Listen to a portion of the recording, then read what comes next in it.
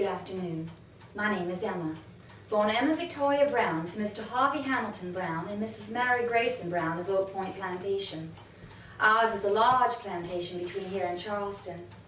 I was born on May the 27th of 1839. Miss Rita delivered me. Miss Rita ran our household and did all the birthing. She said the night that I was born that the placenta was covering my face, and in her culture they called that a veil. Said she looked at my mama and said, "Oh, Miss Mary, gonna have your hands full with this one. The veil over her face means she's gonna be gifted, but the full moon in the sky means she's gonna be troubled." And truer words were never spoken. A few months before I was born, Miss Rita and her husband had given birth to a little girl, Charlotte. Charlotte and I grew up together. We walked together and talked together. We did everything together. I thought she was my sister for the longest time, even though I had two older sisters of my own. I didn't know any better. I didn't know a lot of things. Papa kept us rather sheltered in our plantation. Well, that's another story for another time. Needless to say, my two older sisters were very proper young ladies and spent most of their time in the house learning about etiquette and needlepoint. Charlotte and I, however, were more interested in the river. See, our house overlooked the river, and down by the river's edge was a huge old oak tree with a large branch that reached out over the water. Charlotte and I used to like to shimmy up that tree and sit in that tree branch. Old Mama and Miss Rita fussed at us all the time, said it wasn't proper for young ladies to be climbing trees.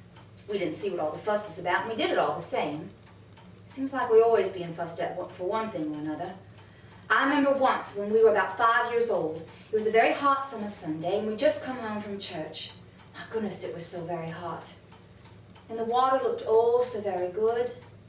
So we made our way down to the river's edge. We splashed about a little bit.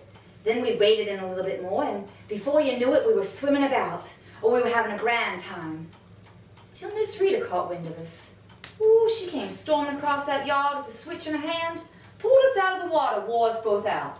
Said it wasn't proper for young ladies to be swimming in their good skirts. Couldn't sit for nearly a week. Learned our lesson, though. No more swimming in our good skirts, no. Next week, we took our skirts off, swam out in our bloomers.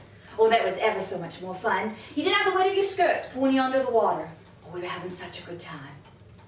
Till Miss Rita caught wind of us again. Oh, she came marching across that yard with a switch in her hand, pulled us out of the water, wore us both out. Said it wasn't proper for young ladies to be showing their bloomers.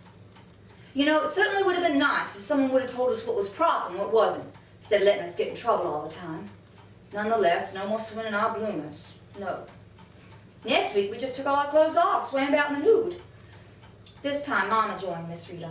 They wore us both out, then they didn't let us see each other for a week. Now that got through to us. We nearly died not being able to see each other. And so the lesson was finally learned. No more swimming in the nude, or in our bloomers, or in our good skirts. At least not when anybody was awake. We learned we could sneak out in the middle of the night and go swimming and no one would ever know the difference. We did it for years and never did get caught. We did a lot of fun things on that plantation. Climbing trees, swimming in the river. I'd have two younger brothers born. And with all the fun that we had and all the antics we got ourselves into, there were other things that happened in life, tragedies, first loves, college, marriage, even a war. But with all those things going on, life just kept on going on, but those were other stories for other days. Perhaps we'll get together again sometime, and I'll tell you a little bit more about the plantation and some of the things that took place there. Good afternoon to you all.